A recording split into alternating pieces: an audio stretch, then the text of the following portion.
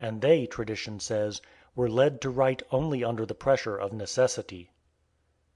For Matthew, who had at first preached to the Hebrews, when he was about to go to other peoples, committed his gospel to writing in his native tongue, and thus compensated those whom he was obliged to leave for the loss of his presence. And when Mark and Luke had already published their gospels, they say that John, who had employed all his time in proclaiming the gospel orally, finally proceeded to write for the following reason. The three Gospels already mentioned having come into the hands of all, and into his own too, they say he accepted them and bore witness to their truthfulness, but that there was lacking in them an account of the deeds done by Christ at the beginning of his ministry. And this indeed is true, for it is evident that the three evangelists recorded only the deeds done by the Saviour for 1 year after the imprisonment of John the Baptist, and indicated this in the beginning of their account. For Matthew, after the 40 days' fast and the temptation which followed it, indicates the chronology of his work when he says, "Now when he heard that John was delivered up, he withdrew from Judea into Galilee." Mark likewise says, "Now after that John was delivered up, Jesus came into Galilee." And Luke, before commencing his account of the deeds of Jesus, similarly marks the time when he says that Herod, adding to all the evil deeds which he had done, shut up John in prison. They say therefore that the Apostle John, being asked to do it for this reason, gave in his Gospel an account of the period which had been omitted by the earlier evangelists, and of the deeds done by the Saviour during that period, that is, of those which were done before the imprisonment of the Baptist. And this is indicated by him, they say, in the following words, "This beginning of miracles did Jesus."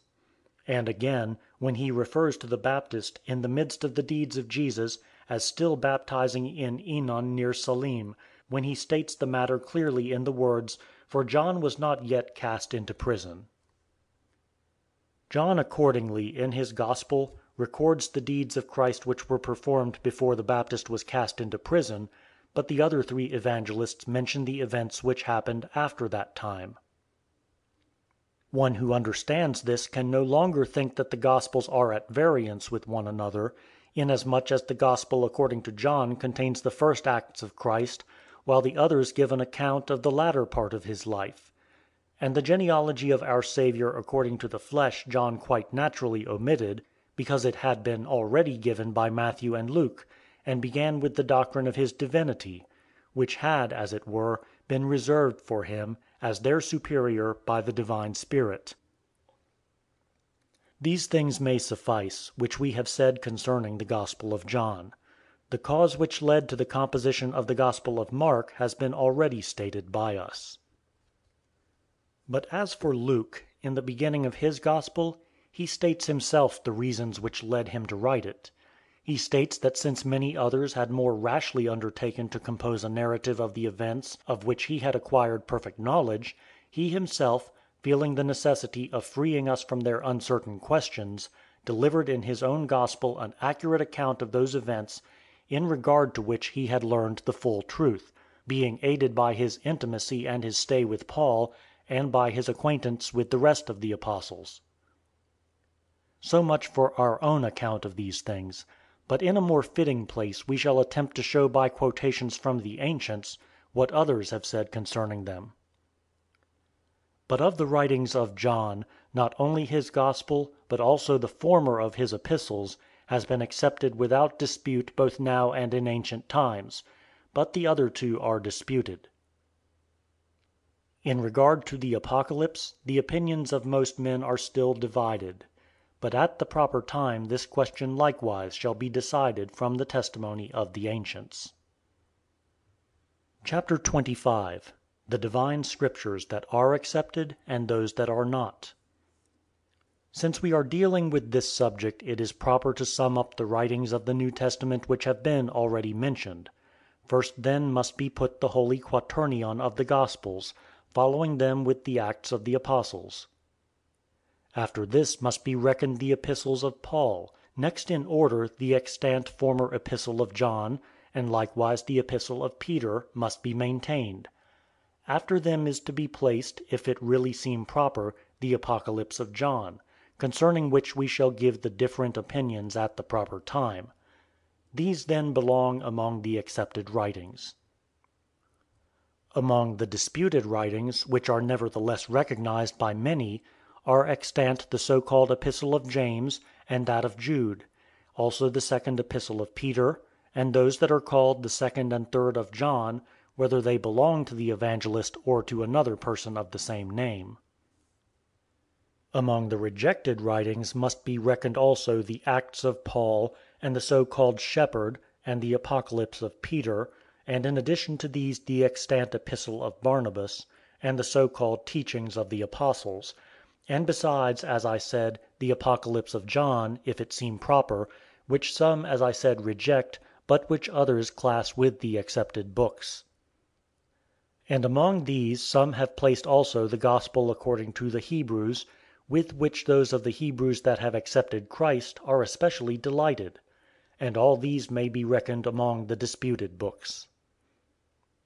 But we have nevertheless felt compelled to give a catalogue of these also, distinguishing those works which according to ecclesiastical tradition are true and genuine and commonly accepted, from those others which, although not canonical but disputed, are yet at the same time known to most ecclesiastical writers. We have felt compelled to give this catalogue in order that we might be able to know both these works and those that are cited by the heretics under the name of the Apostles, including, for instance, such books as the Gospels of Peter, of Thomas, of Matthias, or of any others besides them, and the Acts of Andrew and John, and the other Apostles, which no one belonging to the succession of ecclesiastical writers has deemed worthy of mention in his writings. And further, the character of the style is at variance with apostolic usage, and both the thoughts and the purpose of the things that are related in them are so completely out of accord with true orthodoxy, that they clearly show themselves to be the fictions of heretics. Wherefore they are not to be placed even among the rejected writings, but are all of them to be cast aside as absurd and impious. Let us now proceed with our history. Chapter 26. Menander the sorcerer. Menander, who succeeded Simon Magus, showed himself in his conduct another instrument of diabolical power, not inferior to the former. He also was a Samaritan, and carried his sorceries to no less an extent than his teacher had done, and at the same time revelled in still more marvellous tales than he. For he said that he was himself the Saviour, who had been sent down from invisible aeons for the salvation of men; and he taught that no one could gain the mastery over the world creating angels themselves, unless he had first gone through the magical discipline imparted by him, and had received baptism from him. Those who were deemed worthy of this would partake even in the present life of perpetual immortality, and would never die, but would remain here forever, and without growing old become immortal. These facts can be easily learned from the works of Irenaeus. And Justin, in the passage in which he mentions Simon, gives an account of this man also, in the following words: "And we know that a certain Menander, who was also a Samaritan, from the village of Caparatia, was a disciple of Simon; and that he also, being driven by the demons, came to Antioch and deceived many by his magical art. And he persuaded his followers that they should not die; and there are still some of them that assert this. And it was indeed an artifice of the devil to endeavour, by means of such sorcerers, who assumed the name of Christians, to defame the great mystery of godliness by magic art, and through them to make ridiculous the doctrines of the Church concerning the immortality of the soul and the resurrection of the dead. But they that have chosen these men as their saviours have fallen away from the true hope." Chapter 27. The heresy of the Ebionites.